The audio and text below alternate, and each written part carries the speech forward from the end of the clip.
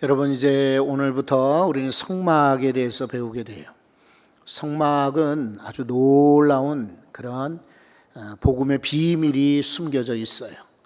흔히 복음 그러면은 예수님이 전파한 말씀만 복음으로 착각하기 쉬워요. 그렇지 않습니다. 복음은 구약의 창세기부터 신약의 요한계시록까지 다 들어있어요. 그 중에 아마 구약 시대의 성막은 놀라운 비밀이 여기 들어있어요. 이제 여러분들이 여러 차례 나눌 테니까 제가 또 계속 강조할 테니까 아마 다들 기억하시겠지만은 오늘 첫 시간에 오히려 기억하시면은 우리 광야를 지금 살고 있습니다. 경제적 광야지요. 그리고 인생의 광야입니다. 그리고 이런저런 사회생활 중에 관계에 우리는 삭막한 사막처럼 정말 지지하는 사람도 없는 것 같고 나 혼자 가는 것 같고 어디에 뭐 생기는 것도 없이 참 고독한 인생들을 살고 있는, 말하자면 식구들도 많고 또 생활의 여유도 있고 또 내가 부족함이 없다 할지라도 우리는 영적으로 여전히 광야 같은 세상을 살고 있습니다. 이럴 때에 과연 성막이 왜 필요한가? 세 가지입니다. 하나는 성막은 하나님의 속성, 하나님의 성품, 하나님이 어떤 분인가를 알려줍니다. 여러분, 우리는 하나님을 섬기기 위해서 이 자리에 나왔습니다. 맞죠? 그러려면 하나님이 어떤 분인지를 알아야 되잖아요. 그래야 하나님 무엇을 기뻐하시고 무엇을 원하시고 무엇을 요구하시는지를 우리가 잘 알아야 하나님을 더욱 섬길 수가 있지 않을까요? 몇 해 전에 우리 교회에 이제 부목사님을 모시게 되어서 제가 인터뷰를 하게 되었습니다. 제 방에 모셔가지고 프로필을 보면은 괜찮은 분 같아요. 그리고 용모도 반듯하게 생겼어요. 그리고 재능도 있으신 것 같아요. 그래서 제가 여쭤봤어요. 그래도 그냥 무조건 오케이 하는 것보다는 그래도 혹시 몇 가지를 여쭤봤어요. 첫째, 우리 교회의 금년의 표가 무엇입니까? 라고 제가 여쭤봤어요. 그랬더니 이분이 아까까지는 대답을 참 잘하셨는데 모르겠습니다 그러는 거예요. 이제 좀 어리둥절하고 제가 이럴 수가, 이런 생각을 가졌어요. 그래도 혹시 모를 수 있지. 그래서 또 여쭤봤어요. 우리 교회는 역사가 얼마나 됩니까? 라고 여쭤봤더니 이분이 모르겠다는 거예요. 여러분, 세상에 내가 어느 학교를 간다, 어느 직장을 간다고 하면은 인터뷰를 할 때에 그 학교를 알아보고, 그렇죠? 그 회사 일터에 대해서 적어도 사주가 누구고 정신이 무엇이고, 교회라면 금년에 교회표가 참 중요하거든요. 예를 들어서 2022년 우리 교회는 기도로 깨어있는 교회입니다. 그래서 온통 온 교회가 그리로 가는 거예요.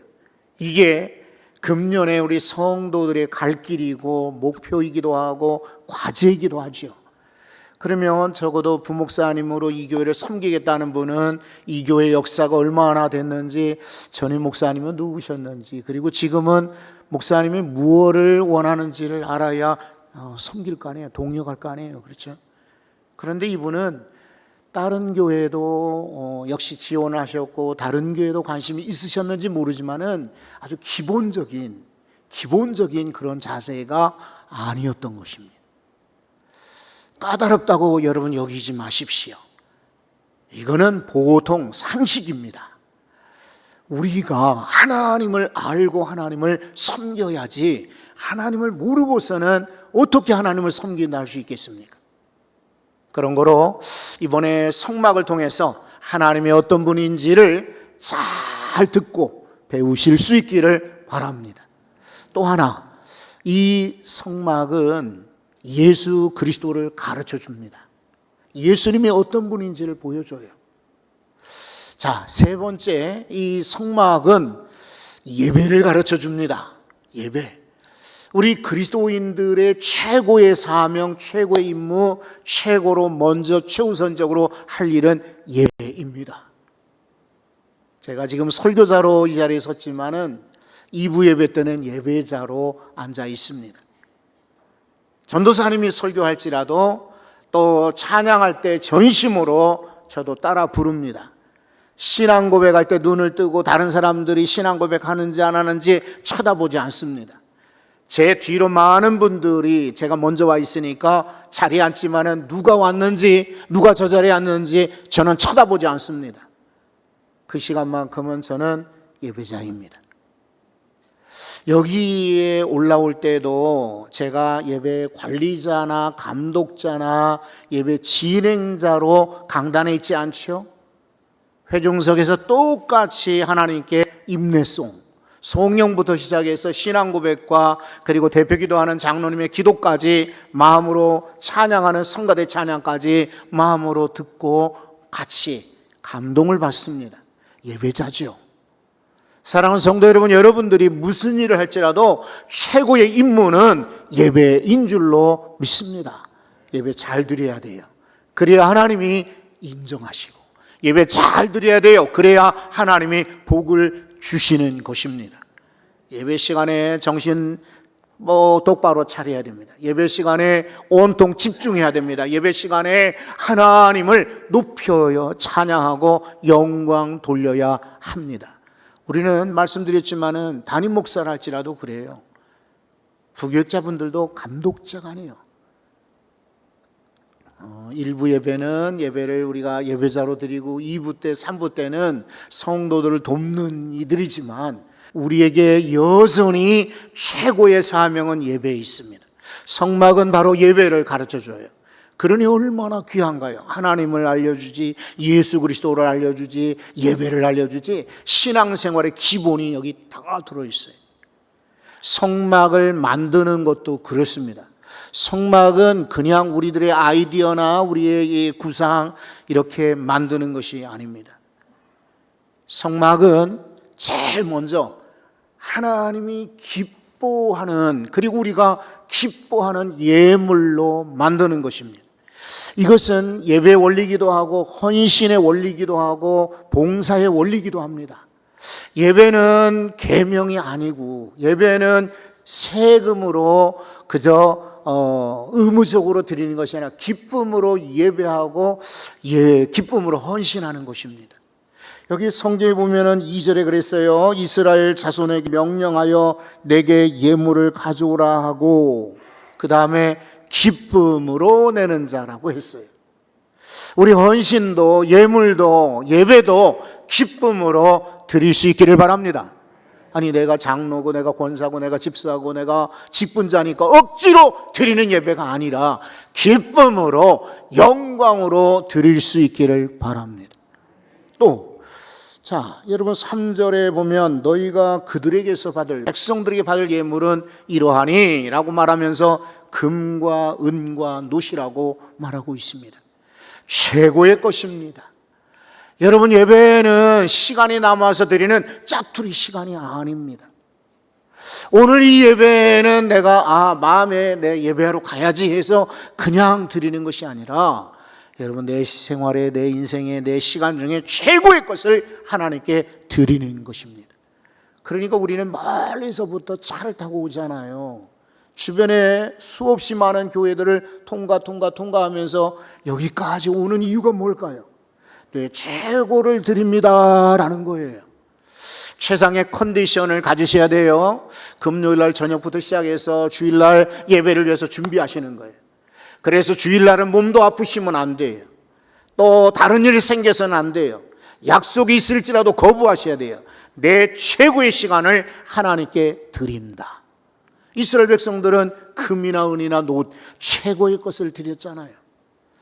여러분 그리고 또 우리가 예배를 드리거나 헌신할 때는 내 마음대로 내 생각대로 특히 내 기분대로 오늘 드렸다 내일 빠지고 오늘 헌신했다 내일 빠지는 것이 아닙니다. 여기 성경의 9절에 이렇게 말하죠. 무릇 내가 내게 보이는 모양대로 알려주는 대로라는 뜻입니다. 즉 말씀대로입니다. 여러분 우리의 예배를 하나님이 알려주시는 방법, 우리의 헌신도 하나님이 말씀하신 방법, 또 이 성막은 오늘날의 성전을 말합니다. 이 성전도 하나님이 원하시는 대로 우리가 지어야 하나님이 기뻐 받으실 줄로 믿습니다. 여러분이 혹시 아시는지 모르지만은 저는 원래 선교학이 전공입니다. 지금 목회를 하기 때문에 목회가 저의 제일 우선적인 의무이고 사명이고 임무입니다. 그러나 내 마음속에 한켠 머릿속에는요, 선교가 떠나질 않습니다. 그래서 선교학 책이 제일 먼저 눈에 띄고 어떤 사건을 보거나 어떤 뉴스를 볼 때도 선교학적으로 생각하는 것이 습관처럼 되어 있습니다. 선교 그러면은 보통은 해외 선교만 생각하는데 여러분 그렇지 않지요? 해외 선교도, 그리고 국내 선교도, 기관 선교도, 특수 선교도, 그리고 선교 전략도, 선교 방법도, 선교 동원도, 그리고 이제 선교를 위한 헌신까지 선교학에 다 포함되는 종합 학문이기도 합니다. 그래서 저는 선교학을 좋아합니다. 그리고 필요합니다. 그런데 여러분 지금 한번 생각해 보십시오. 우리나라 K-팝, 우리나라 가수들이 전 세계에 아주 유명하죠. BTS 같이.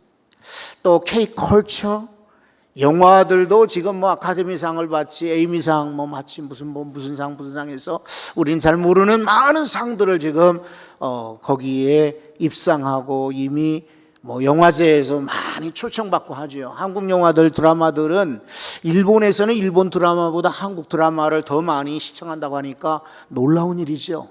게다가 K-푸드, 한국 라면이나 한국 김치나 한국식 음식들이 전 세계에 없는 데가 없습니다. 그리고 많이 팔리기도 하고 다 사람들이 한국 음식들을 좋아합니다. K-크리스찬이티라는 말을 저는 씁니다. 무슨 말인가 하면은 한국적 기독교가 전 세계에 퍼지는 것입니다. 옛날에는 서구 교회들이 기독교를 전파했어요. 그런데 잘 안 됐어요.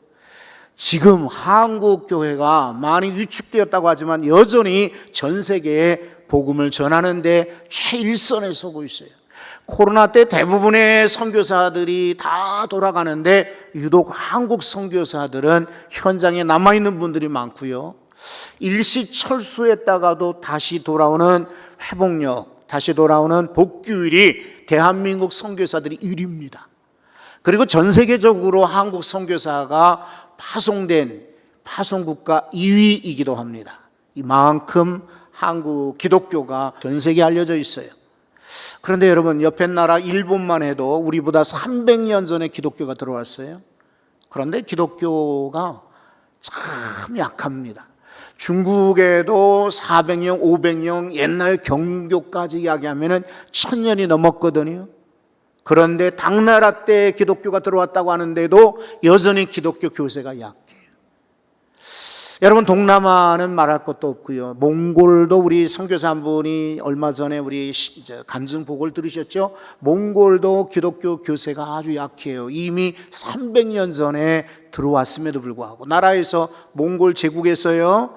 그 징기스칸의 후예 그 다음에 손주가 일부러 바티칸에 요청을 해서 우리에게 기독교를 전파해 주십시오라고 요청한 게 300년 전입니다. 그런데 지금도 여전히 교회는 약합니다. 왜 그럴까?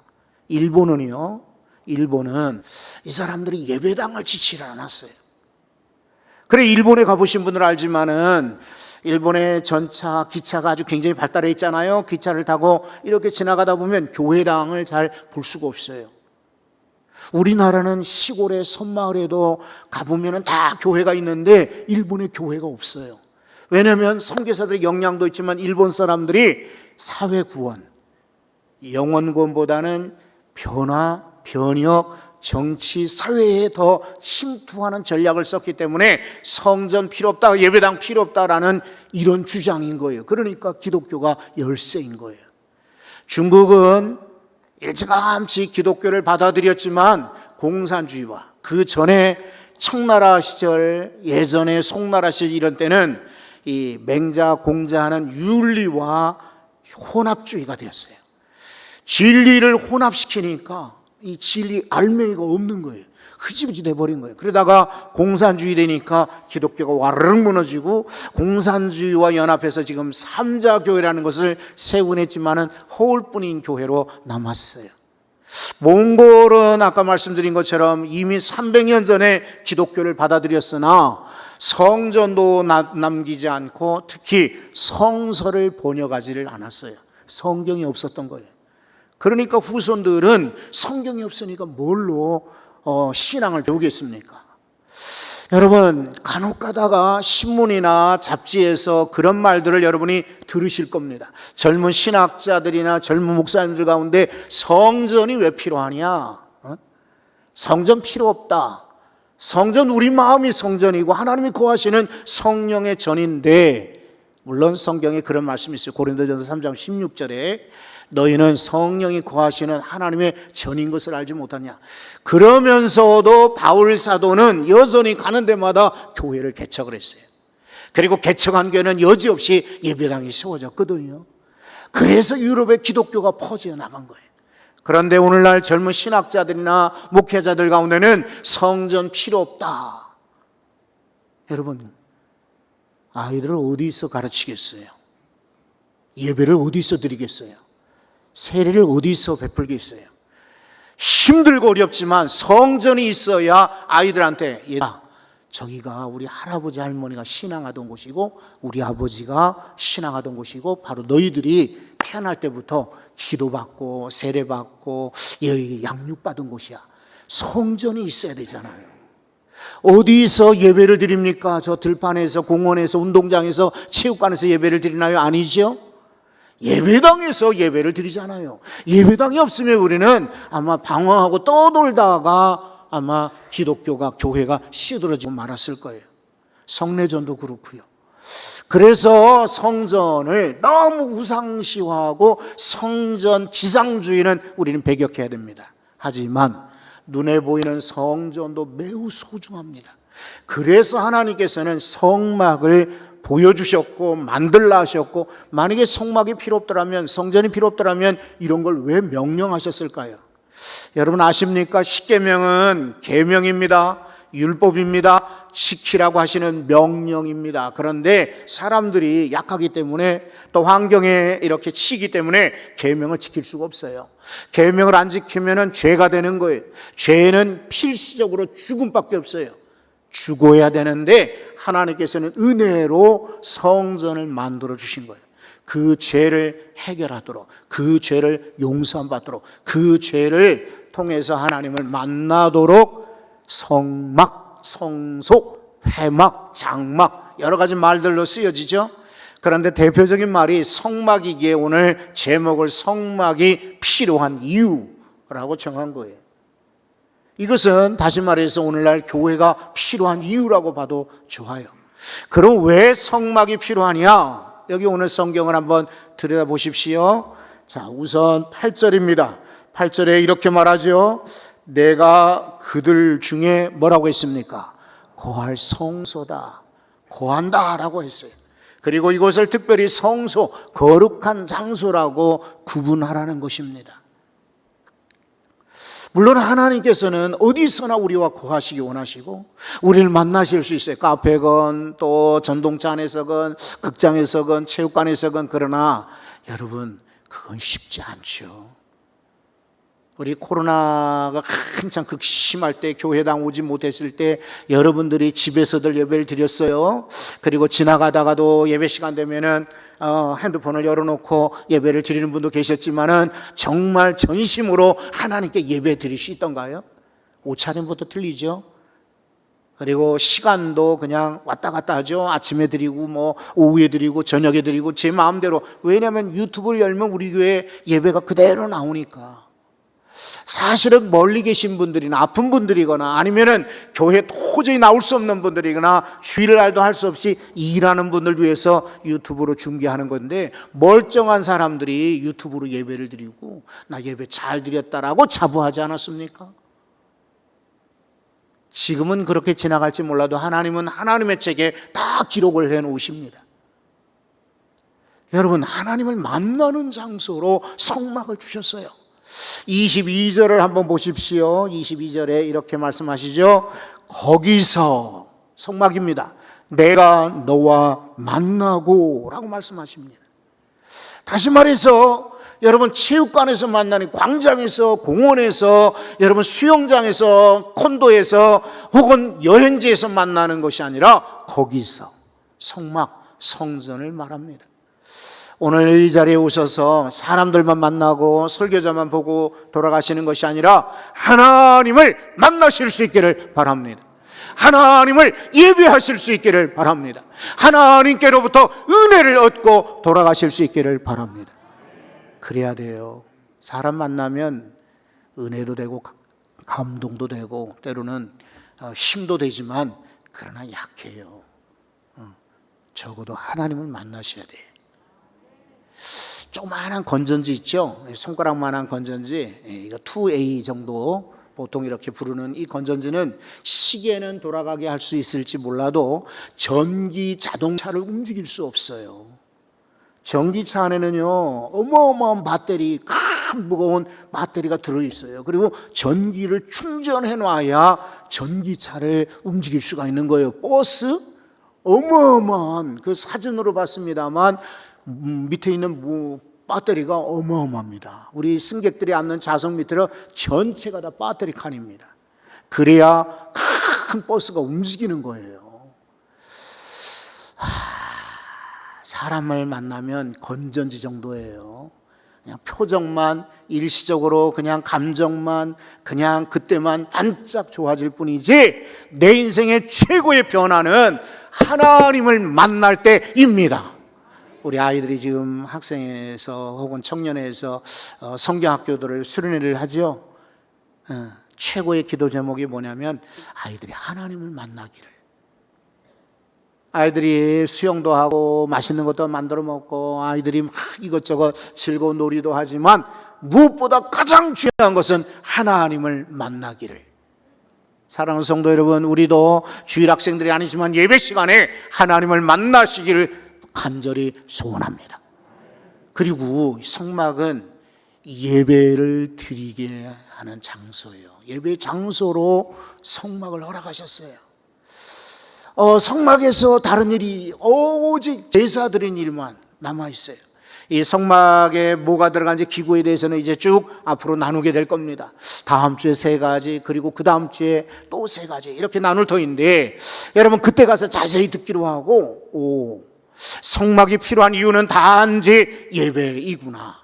여러분 우리 교회 와서 교육도 하고 친교도 하고 또 이런저런 우리가 이것저것 봉사도 합니다. 그러나 성전의 최고의 목적은 바로 예배하는 곳에 있습니다. 기도하는 곳에 있습니다. 그래서 예수님도 내 아버지 집이라고 말씀하시고 기도하는 집이라고 말씀하신 것입니다. 오늘 이 성전에서 여러분 예배하기 위해서 모이셨으니 짜증내거나 또 사람들과 얼굴 붉히거나 또 이런저런 불필요한 말을 하는 것이 아니라 오직 예배하는 일에 우선 최선을 다할 수 있기를 바랍니다. 제일 어리석은 사람들이 예배는 빠뜨리고 그리고 장사하는 사람도 있어요. 자기 생각을 강변하는 사람도 있어요. 아니에요. 성전에 모이는 이유는 최고의 목적은 예배에 있습니다. 그리고 이 성막이 필요한 이유는 예수 그리스도라고 말씀드렸죠. 여러분 다시 한번 3절을 주목해 주십시오. 예수님이 어떤 분인가? 너희가 그들에게서 받을 예물은 이러하니 뭐라고 했습니까? 금과 은과 노시라고 그랬어요. 이 3가지는 예수님의 성품, 예수님의 특성을 알려줍니다. 금이인 거예요. 금, 변치 않는다는 뜻이에요. 은인 거예요. 하얀 은처럼 순결한 분이시다, 이런 말이에요. 노시입니다. 노는 아주 단단한 금속이에요. 여지간해서 깨지지 않는 금속이에요. 그와 같이 예수 그리스도는 변치 않는, 깨지지 않는, 바꾸지 않는 분이시다 하는 예수님의 속성을 보여주고 있지요. 게다가 4절을 한번 보십시오. 청색, 자색, 홍색 실과 가는 배실과라고 말하고 있습니다.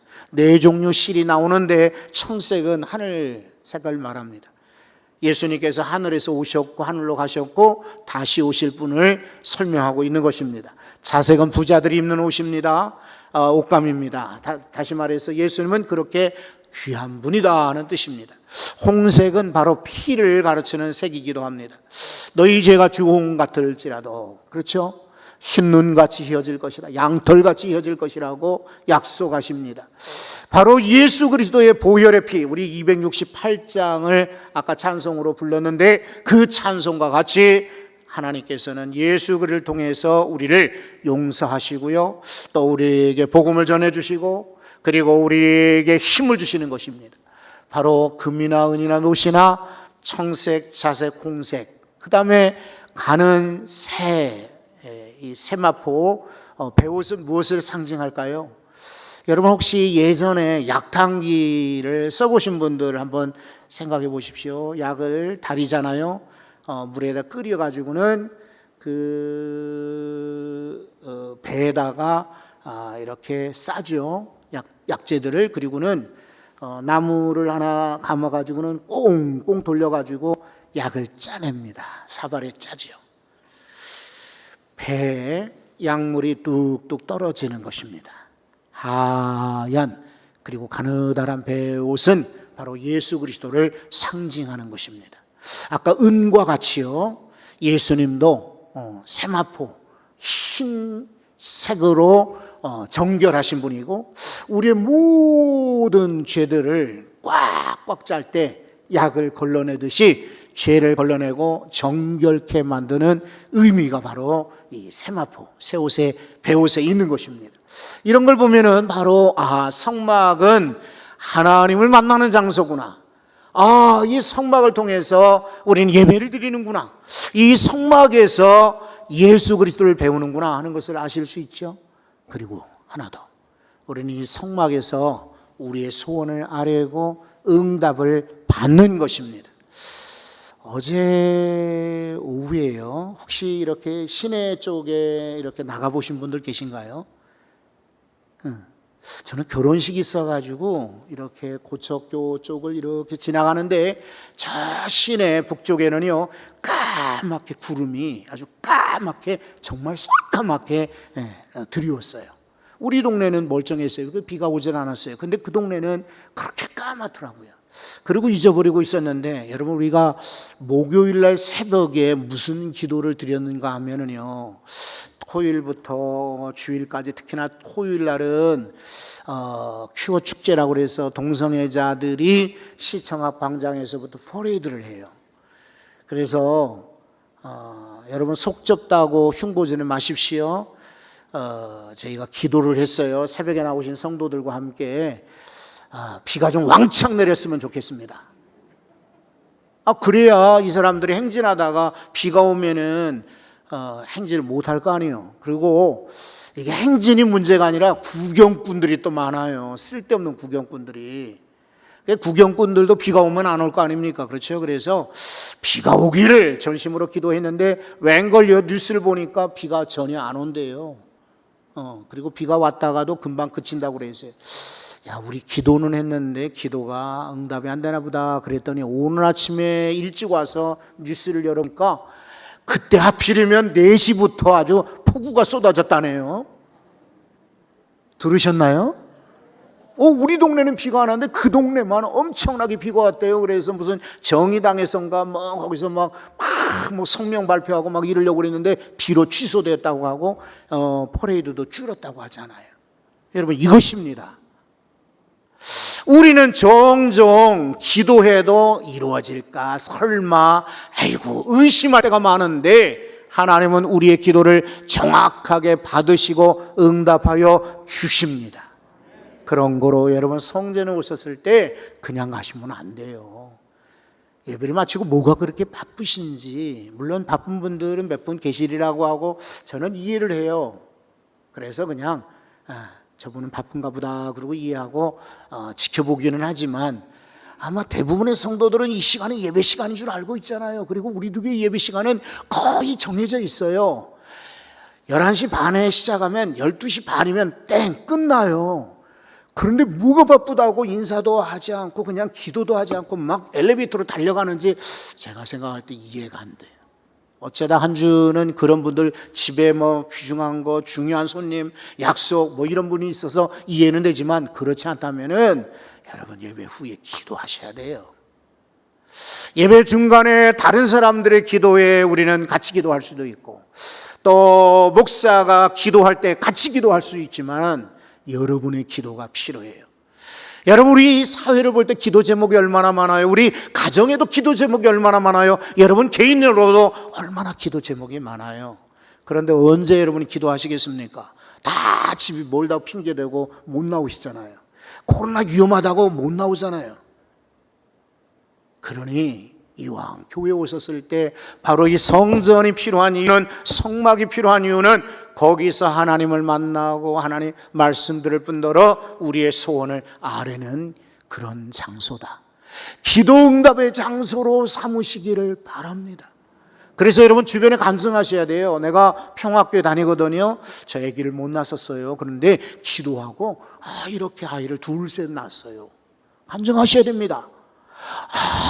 내가 땅이 안 팔려가지고 정말 몇 년 고생한지 몰라요. 그런데 목사님이 기도하라고 하더라고요. 그래서 기도했더니 참 기가 막히게 땅이 팔렸어요. 취업이 안 돼서 얼마나 걱정이었는지 몰라요. 그런데 기도했더니 하나님이 정말 좋은 직장으로 취업이 되었어요.